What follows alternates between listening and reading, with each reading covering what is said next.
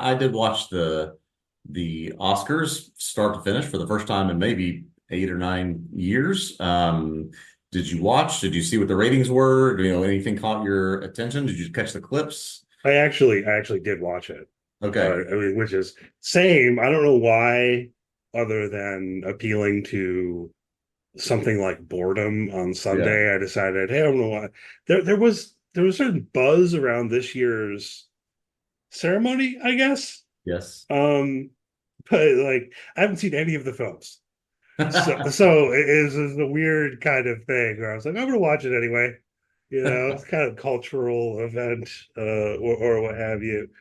Um, I did come away wanting to see some of the films more than I had Yes. prior. So I guess it did its job there. It was overall, I thought, focusing on the experience of the broadcast.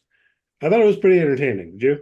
Yeah, I did think so as well. We note, which we'll put a link in our page. The ratings were 19.5, which is about a 4% increase over last year. This is the highest since pre-pandemic. So it's creeping up. I saw a lot of predictions ahead of time. I thought, oh, this will be, with Oppenheimer, with Barbie, with the big stars there, with Robert Downey Jr., with all these, this might be a 22 or 23 number. There just doesn't seem to be a whole large set of population that they're going to grab to just sit down and watch this from start to finish anymore. Hmm. People want to see the speeches, they want to see the wins, they want to rewatch the I'm Just Ken.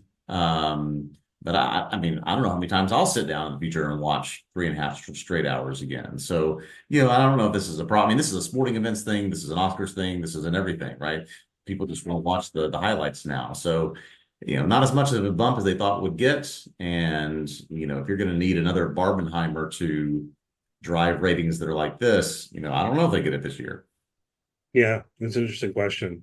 And also, I think it's weird because you're also hitting on, I think, part of what led me to go ahead and put it on Yeah. was along the lines of a sporting event. That I would just turn the TV on and it would just be on for hours, and maybe I'm Yep. not always paying as much attention as at other times, and so on and so forth. And like that's what I wanted. Yep. So I think there is a note to the world worth making that there still is an audience for that, and for Yeah. something being live, and for something being a kind of cultural event. I mean, it was the same with the Super Bowl. Super Bowl's ratings were quite high Yep. this year. I think we hit on that before. So um yeah, but at the same time, how many people just want to watch the significant YouTube clips or Yep. whatever? Um, although I think I should have double checked on this since I'm about to mention it. Someone was like, they would put Jonathan Glazer's speech on YouTube.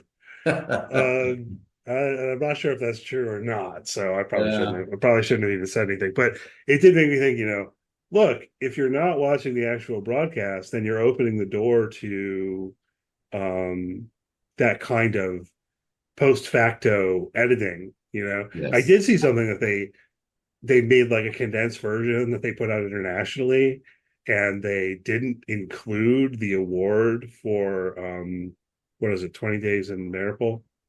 Oh, yeah. So the full length documentary feature. Yeah. Yeah, and people were like, "Are you cutting this out on purpose? Because this is about great." Yeah. What's funny is that speech, and I think it was Cord Jefferson's speech. He talked about sort of a little bit about race and also about the types of movies Hollywood makes.